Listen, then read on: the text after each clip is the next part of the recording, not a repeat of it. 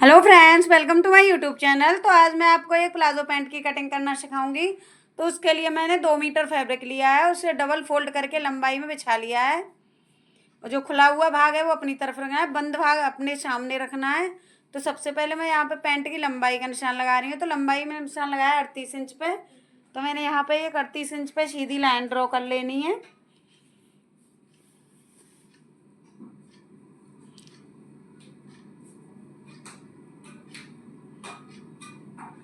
अब यहाँ पे मैं अपनी हिप का निशान लगाऊंगी। तो मेरी हिप का माप है 38 इंच। तो 38 का चौथा भाग हो गया 9.25 इंच। तो मैं यहाँ पे 9.25 इंच पे एक निशान लगाऊंगी और 2 इंच में यहाँ पे एक्स्ट्रा लूंगी। तो यहाँ पे मैं सीधे 11.25 इंच पे निशान लगाऊंगी। तो 2 इंच एक्स्ट्रा ले रही हूँ, तो मेरा यहाँ पे 11.25 इंच हो गया। तो मैं यहाँ 11.25 इंच पे एक लाइन ड्रॉ कर लूंगी सीधी, जिससे हमारा टेढ़ा मेढ़ा फैब्रिक बराबर हो जाएगा। अब मैं आसन का निशान लगाऊंगी। तो आसन का माप हम अपनी कमर के माप के अकॉर्डिंग लगाते हैं। तो मेरी कमर है 33 इंच। 33 का चौथा भाग हो गया 8.25 इंच। तो मैं यहाँ पे 8.25 इंच पे निशान लगाऊंगी। 1 इंच में बेल्ट का कम कर दूंगी और 1 इंच, जैसे 2 इंच एक्स्ट्रा लेना होता है यहाँ पे, तो मैं यहाँ पे 1 इंच एक्स्ट्रा ले लूंगी और 1 इंच बेल्ट का कम कर दूंगी। तो यहाँ पे मेरा हो गया 9.25 इंच। तो आसन का निशान मैं यहाँ पे 9.25 इंच पे लगा दूंगी और एक लाइन सीधी ड्रॉ कर दूंगी।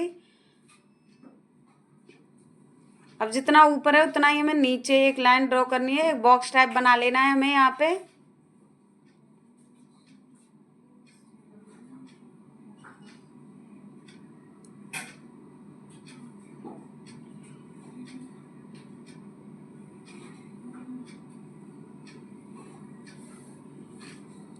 और जो हमारी कन्नी की साइड है अपने सामने वाली, उस पर मैंने निशान लगा दिया है, वहीं से हमें निशान लगाने हैं अपने माप के।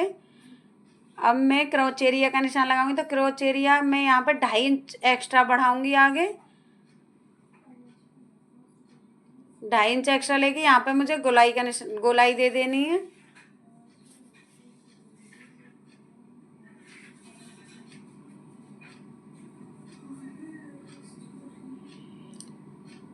तो यहाँ पे मैंने गोलाई लगा दी अपने क्रॉच एरिया की।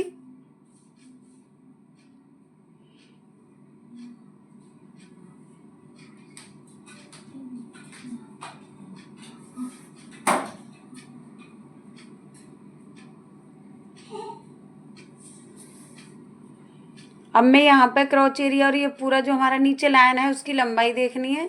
तो ये लंबाई है मेरी 14.25 इंच।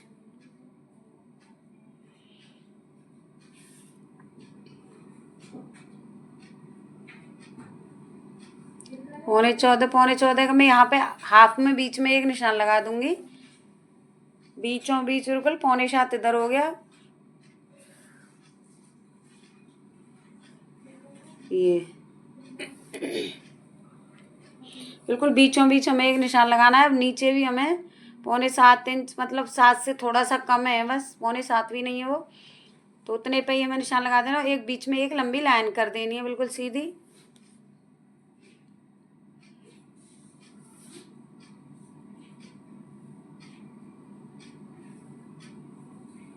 अब हम नीचे मोहरी का निशान लगाएंगे। तो यहाँ पे मैं बॉटम की जो चौड़ाई रखूंगी, मोहरी रखूंगी, वो रखूंगी 6.5 इंच। तो मैं यहाँ पे 3.5 इंच पे निशान लगाऊंगी दोनों तरफ, उधर भी 3.5, इधर भी 3.5।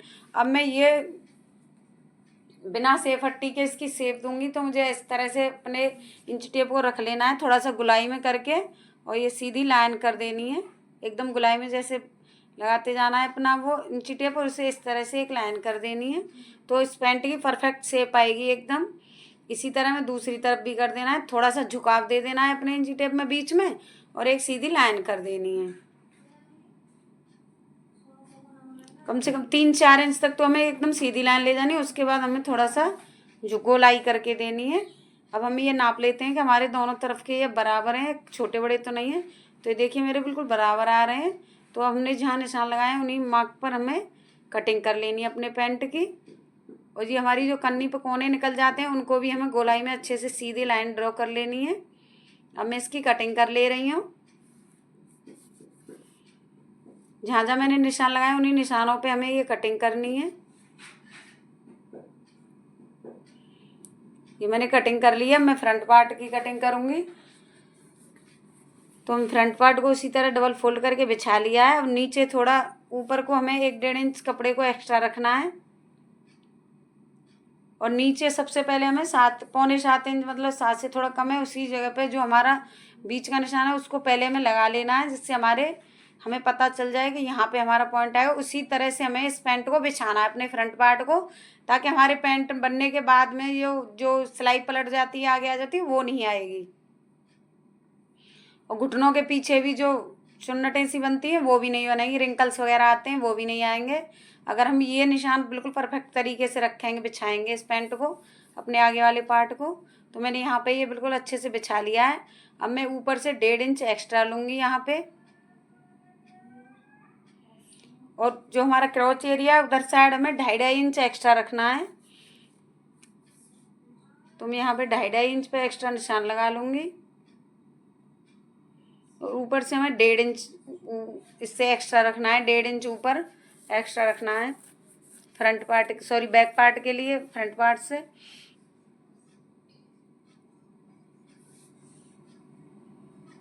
अब हमें से तिरछे में इस तरह से करके एक लाइन ड्रॉ कर लेनी है सीधी।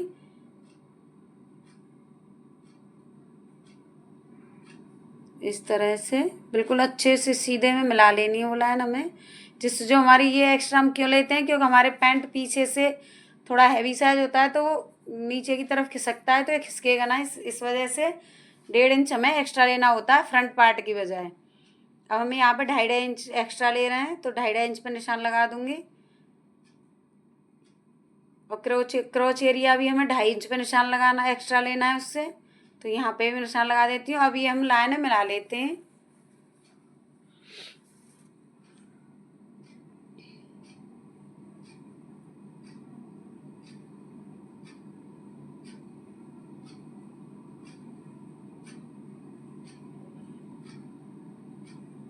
अब अपने क्रॉच एरिया वाली लाइन भी ड्रॉ कर लेनी है यहाँ पे।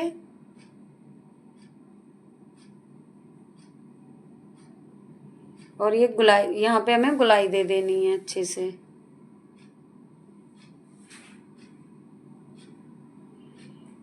अब नीचे से हम सिर्फ 1 इंच ही एक्स्ट्रा रखेंगे, ज़्यादा रखते हैं तो घूम के आती है मोरी, इसलिए हमें नीचे से बॉटम की तरफ से 1 इंच एक्स्ट्रा रखते हुए और जिस शेप में है उसी शेप में हमें गोलाई दे देनी है और इसकी कटिंग कर लेनी है।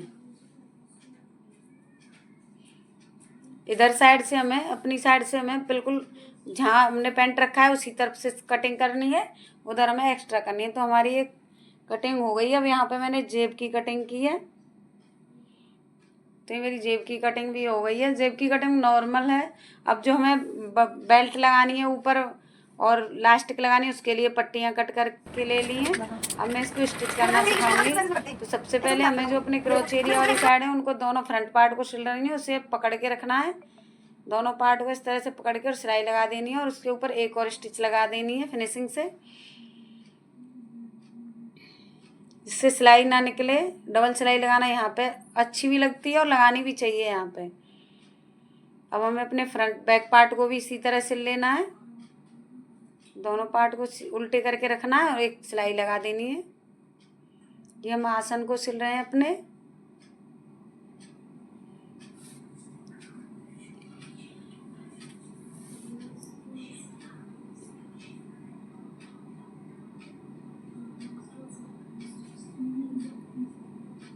मैंने दोनों पार्ट के आसन सिल लिए। अब हमें अपने जेब को ले लेना है। अब जेब में जो हमारी गुलाई वाली साइड है उस साइड से हमें, लंबी सी साइड से और गुलाई वाली साइड को सिल देना है हमें, इस तरह से जैसे मैं सिल रही हूँ वैसे ही सिलना है।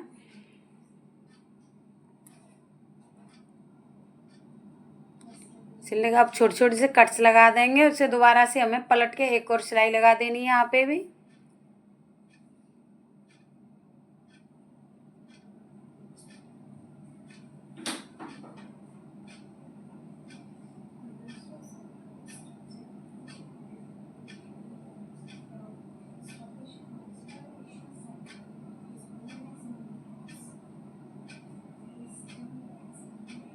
अब हमें अपने फ्रंट पार्ट को रखना है, उसके ऊपर जेब को रखना है, जेब के जो पार्ट दोनों को सेट करके रखे थे उसके नीचे वाला निकाल देना है, ऊपर वाले को हमें इसके ऊपर रखना है और ऊपर से हमें एक 2.5 इंच पे निशान लगाना है यहाँ पे।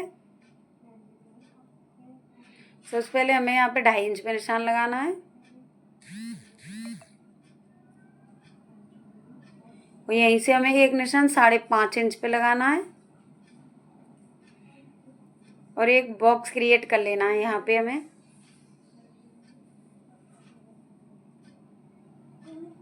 अब हमें यहाँ इसी बॉक्स में इसी तरह से सिलाई लगा लेनी है, जहाँ जहाँ मैंने लाइन की है उसी पे।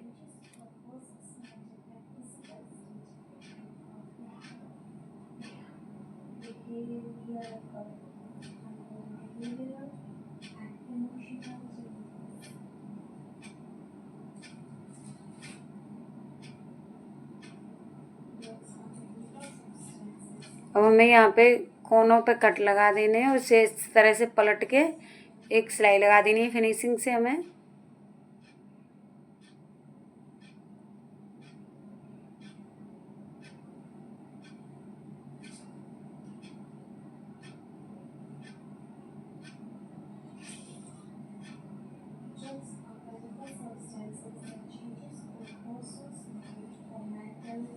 अब हमें उसे पलट के सेट करके रखना है और इस पर एक और सिलाई लगा देनी है।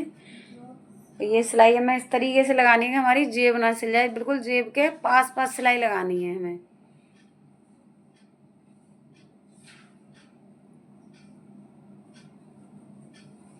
ये देखिए हमारी जेब बन गई है। अब हम चुन्नट्स लगाएंगे, जो डॉट्स हैं उनको डाल देंगे यहाँ पर। तो यहाँ पर डॉट्स की लंबाई में 5 इंच रख रही हूँ। सामने वाले दोनों डॉट्स डाल देती हूँ पहले मैं यहाँ पे।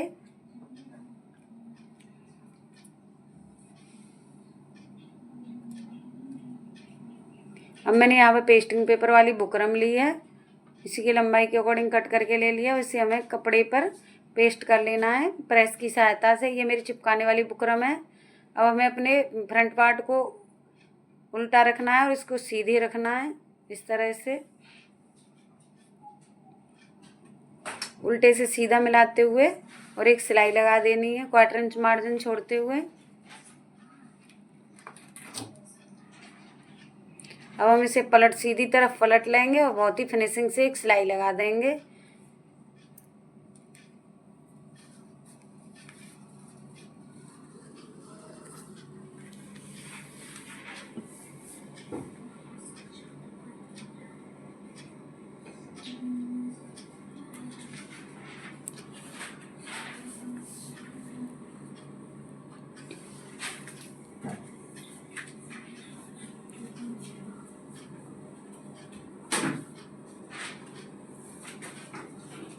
तो मैंने ये अपनी बेल्ट अटैच कर ली है। अब अपने बैक पार्ट को लेना है और बैक पार्ट पर हम इलास्टिक लगाएंगे। तो सबसे पहले हमें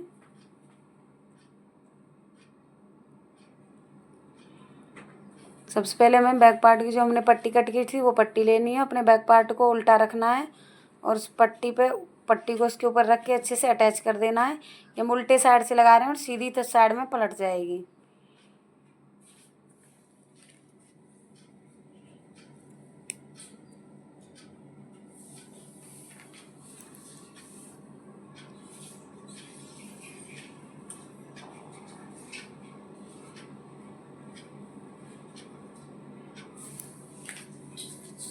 अब यहाँ से फोल्ड करके एक सिलाई लगा देनी है एकदम फिनिशिंग से, क्योंकि ये हमारी सीधी साइड है तो हमें ये सिलाई बहुत ही फिनिशिंग से लगानी है।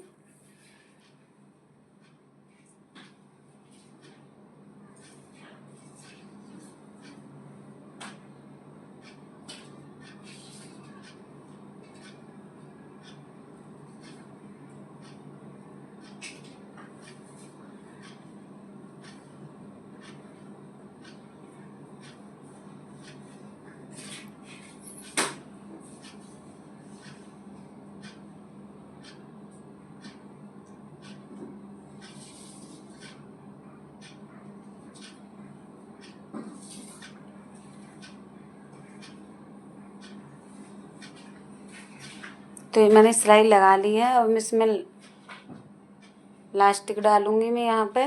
तो लास्टिक हम डालते हैं अपनी कमर के माप के अकॉर्डिंग। तो मैं यहाँ पे 12 इंच की इलास्टिक डाल रही हूँ।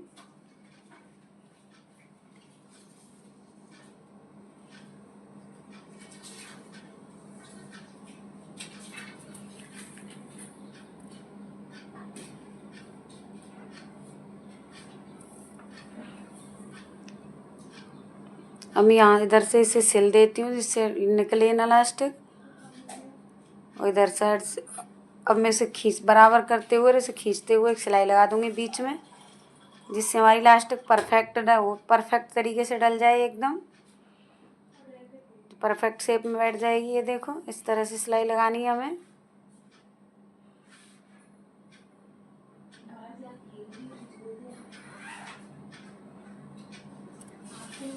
अब हमें अपने फ्रंट पार्ट को लेना है और उसे जोड़ देना है।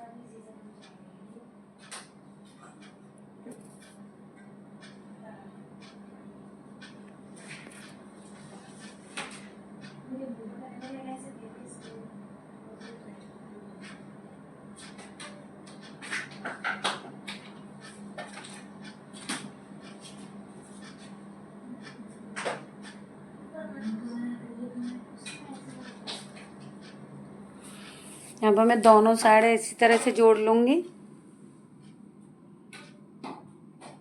तो ये मैंने जोड़ लिया, मैं दूसरी साइड का भी इसी तरह से जोड़ लूँगी।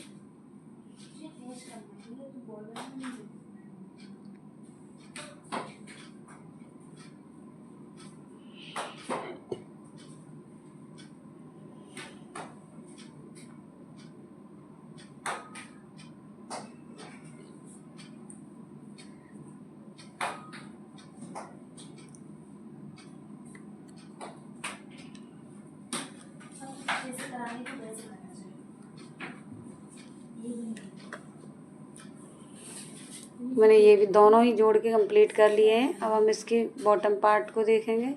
सॉरी, पहले हम जो हमारी जो इलास्टिक और जो बेल्ट वाली साइड जोड़ी है उसको थोड़ा सा दबाते हुए फिनिशिंग से कर देना है सेट हमें यहाँ पे, जिससे उल्टा करो अंदर से भी थोड़ी फिनिशिंग दिखे।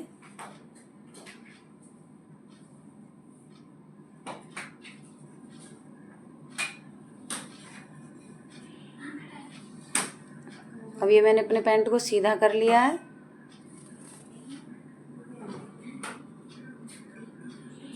अब मैं इसके बॉटम में डिज़ाइन बनाऊंगी। आप चाहो तो इस तरह से मैं फोल्ड करी हूँ, ऐसे फोल्ड भी कर सकते हो। फोल्ड करके भी बहुत सुंदर लुक आता है इसका, पर मैंने यहाँ पे ये डिज़ाइन बनाया है। अगर इस डिज़ाइन का वीडियो मैं इसमें दिखा दी तो बहुत लंबा हो जाता। इस डिज़ाइन का वीडियो मैं अलग से मेरे चैनल पे अपलोड है, तो आप वहाँ पे जाके देख सकते हो। इसका लिंक मैं डिस्क्रिप्शन में दे दूँगी, तो आप वहाँ पे जाके इस डिज़ाइन को देख सकते हो। बहुत ही सुंदर लगती है डिज़ाइन। अब मैं यहाँ पे 6.5 इंच पे निशान लगाऊंगी और ये सिलाई लगा दूँगी। तो हमें ये पूरी सिलाई लगा लेनी है। हमें जो हमारा आसन का हिस्सा है वहाँ से पकड़ना है, जिससे ऊंचा नीचा ना हो जाए वो सिलाई। हमें दोनों मिलाते हुए सिलाई लगानी है। जो आसन वाली है ये इस तरह से मिलाते हुए सेट करके अच्छे से, और ये सीधी सिलाई लगा देनी है हमें। और ये दूसरे मोहरी को भी नाप लेना है हमें कितनी है, उसी हिसाब से अच्छे से निशान लगा के सिलाई लगा देनी है हमें। और यहाँ पे इसे हमें पक्का कर लेना है। और ये हमारा पैंट बन के तैयार हो गया। देखिए कितना सुंदर लग रहा है। अगर आपको पसंद आए तो like share and subscribe my channel. Thank you, thanks for watching my video.